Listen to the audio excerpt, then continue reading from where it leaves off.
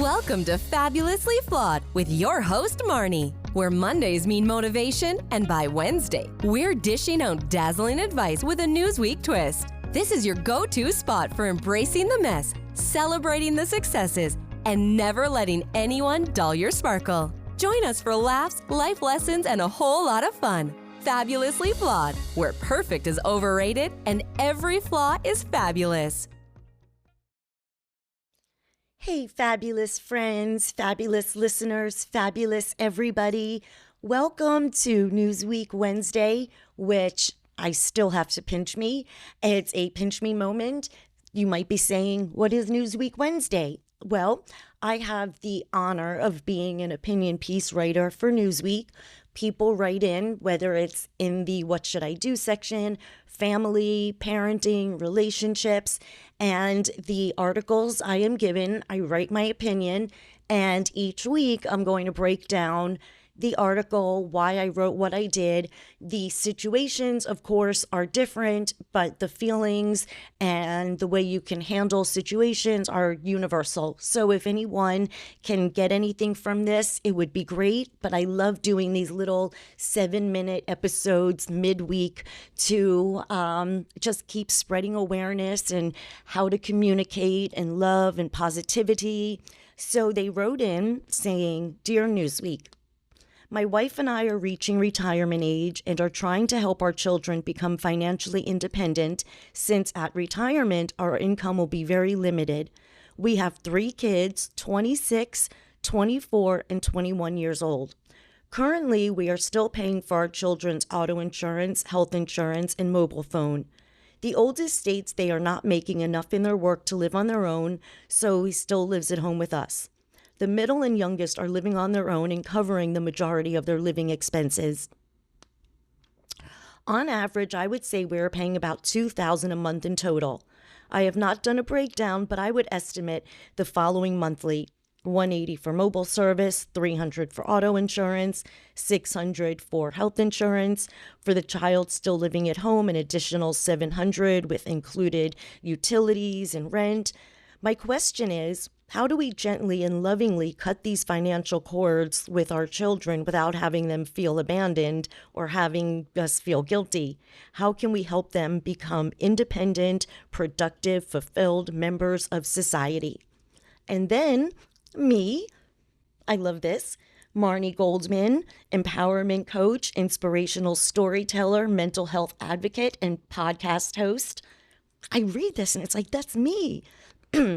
As parents, this is what I wrote. As parents, the best thing we can do for our children is to teach them how to be self-sufficient, independent, hardworking adults. As they transition into adulthood, there might come a time when we have to do the inevitable breakup, air quotes, with our children financially. This is a cord you want to cut very slowly and gradually. Communication is essential here. Explain to them that this has nothing to do with how much you love them, but it is imperative in helping them become independent adults. Money is very private and personal and normally never discussed. Yes, there's always exceptions to every rule. Explain to your children that you will be living on a fixed income once you fully retire, and this is definitely not a form of punishment.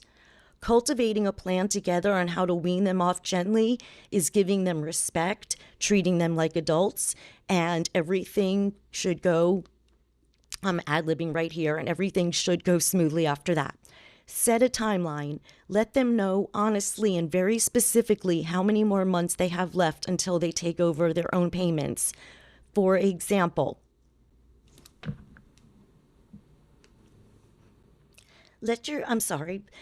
I got sidetracked for a second. For example, let your children know in possibly 6 months they can take over one of the bills. By communicating, everybody's on the same page. Nobody feels blindsided or abandoned in any way. And I think it's very commendable as parents what you're doing, because so many people do not have the support, and your children are so blessed. I do not know what it's like to have parents take care of you. So your children are so blessed. And I think you guys are rock stars for being there for them. But communication, like I said, is so crucial, where everyone can sit down, because you don't want to cut them off cold turkey and be like, oh, no, we're done, which has happened to me, and it is not a good feeling. But by communicating, you could say, okay, here's everything on the table. Let's lay it all out. This is what we can do. This is what we cannot do. They are adults, where I have a 24-year-old, so I am in that transitional phase as well. But what I do is, we've communicated with her. This is what her rent is. This is what's going to be paid for that. This is what she's responsible for. We will still help with this. And we've given a timeline, and it works. But if we were not honest and communicating on every single solitary thing, nobody can say, well, you never said this, or why should I do that? Because it's all written down. So take notes, sit with your family.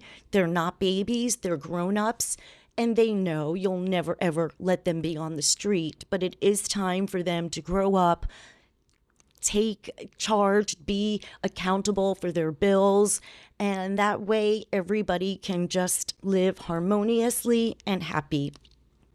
So see, this was a pretty cool, like, easy peasy Newsweek article. But I think in life, no matter what you are dealing with, communication and comprehension is essential. Making sure they understand what you're saying is minor as, would you mind putting my shoes in the closet? And they say, okay, wait, did you understand what I just said? You want me to put your shoes in the closet? Easy peasy. But this, if you didn't ask back, if you understood, that somebody could say, well, I didn't hear you. Oh, I wasn't sure. So comprehending and communicating, and it doesn't mean be bitchy at all. I mean, it's just, did you understand? And yep, of course. And that way there is no blindsided anger, arguments, or anything that can erupt. So on that note, guys, have a wonderful Wednesday. Think of all your wins Wednesday. Right here, sitting here doing my podcast, right, talking about a Newsweek article I did, sounds like total winning. Blows me away. So this is really therapeutical, guys, for me with my imposter syndrome, my getting up and showing up. This may not be the best episode I did, but you know what? It came from my heart, and I showed up, and that's the best I can do. So I'm sending everybody so much love, so much peace. And tomorrow you have Taylor, my sensational sensational daughter, where we put the fun in dysfunction. You can hear us every Tuesday and Thursday. Our Etsy store, affirmations galore. Oh, I just made a Etsy store, affirmations galore. All I do is think of like different sayings, and I'm like, okay, I have to make a product. And you can find us at Fabulously Flawed with 2 Ds, like fabulouslyflawed.net on Etsy. And I promise you, you will fall in love with all of my merchandise. There is something for everybody. It will make you smile. Never let anyone burst your bubble. Never, ever, ever, ever, ever let anyone dull your sparkle. The opinion of somebody does not decipher how fabulous you are. So look in the mirror, say how fabulous you are, love yourselves, smile at yourself, and realize what badasses you are. You made it this far. Keep going. I love you guys so much, and thank you for listening. Thank you for tuning in to Fabulously Flawed. Remember, every Tuesday and Thursday, it's your time to join Marni and Taylor, the mother-daughter duo that's redefining family time with a twist, putting the fun in dysfunction, one episode at a time. Craving more? Visit us at fabulouslyflawed.com. And don't miss out on the feel-good vibes with our exclusive merch at fabulouslyflawed.net. That's with 2 Ds on Etsy. Keep your sparkles shining and spread that fabulous energy.